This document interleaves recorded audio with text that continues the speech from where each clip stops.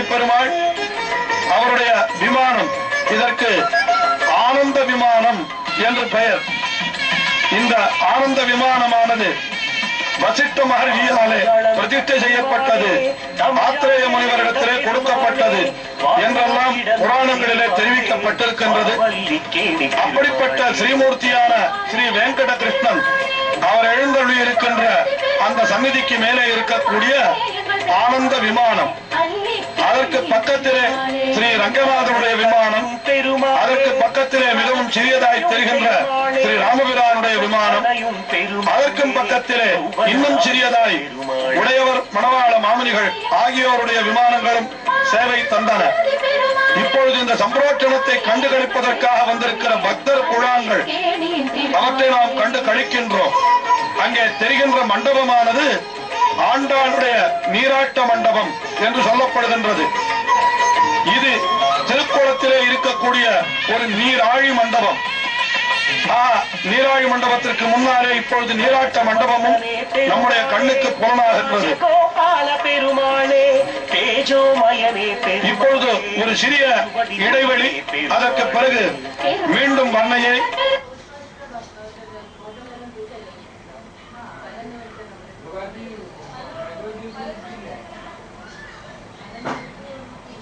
என்று இந்த நீர் தெளிக்கும்படியான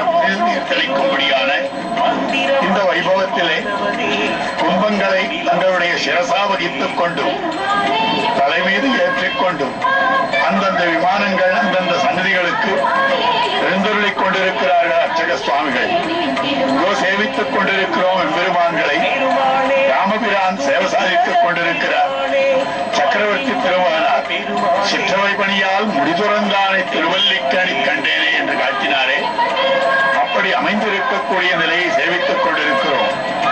கோவிலின் மொத்த வடிவம் அமைந்திருக்கிறது, அதை நாம் சேவித்துக் கொண்டிருக்கிறோம். ஓரோ விமானமாக ஜீயர் சுவாமிகள் எல்லாம் எழுந்தருளி இருக்கிறார்கள், அத்தியாபக சுவாமிகள் எழுந்தருளி இருக்கிறார்கள்.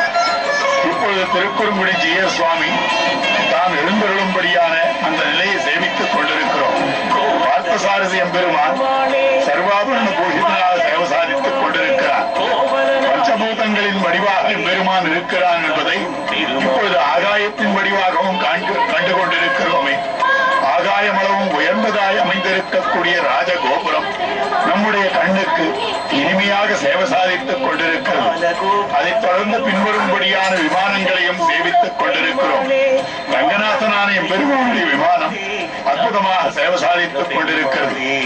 இப்பொழுது வேதவல்லி தாயார், உலகுக்கெல்லாம் ஜெகன்மாதா என்று சொல்லப்படுவோள், அவளை சேவிக்கிறோம். இப்பொழுது காலையில் நடந்த பூர்ணாகுதியை சேவித்துக் கொண்டிருக்கிறோம். பூர்ணாகுதி என்பது ஆகுதி என்றால் நாம் பகவானுக்கு பல பொருள்களை பலவிதமான உபச்சாரங்களாக சமர்ப்பிக்கிறோம். எங்கும் நிறைந்திருக்கக்கூடிய எம்பெருமானுக்கும் மற்றைய தேவர்களுக்கும் நாம் இடும்படியான பொருள்களை அவர்களிடத்திலே அவர்கள் விரும்பும் வடிவத்திலே கொண்டு சேர்ப்பவன் தான் அக்னி என்று சொல்லப்படுகிறான். வேதம் காட்டுகிறது, அக்னி அவமோ தேவானாம் விஷ்ணு பரமஹா என்று. அக்னியானவன் தேவர்களுக்குள் முதற்படியிலே இருக்கக்கூடிய தெய்வம், ஆனால் விஷ்ணு மேலான படியிலே இருக்கக்கூடியவர். அப்படிப்பட்ட விஷ்ணுவான எம்பெருமானுக்கு பண்ணப்படும்படியான சம்பிரோட்சண வைபவத்திலே இன்று காலை நடைபெற்றிருக்கக்கூடிய பூர்ணாகுதி. பூர்ணாகுதி என்றால் யாகத்துக்கு உரிதாய் அமைந்திருக்கக்கூடிய பலவிதமான திரவியங்கள் அமைந்திருக்கின்றன. அந்த திரவியங்களை பூர்ணனான எம்பெருமானுக்கு அக்னி மூலமாக சமர்ப்பிப்பதுதான். இதம் பூர்ணம் அதப்பூர்ணம் பூர்ணாத்து பூர்ணமுதிருச்சியதே பூர்ணஸ்ய பூர்ணமாதாய பூர்ணமயவாவசிஷ்யதே சர்வம் பூர்ணம் சகோம் என்கிறது உபனிஷத்து. அந்த பகவான் இருக்கிறானே, எங்கும் நீக்கமர முழுமையாக நிறைந்து கொண்டிருக்கிறான். அந்த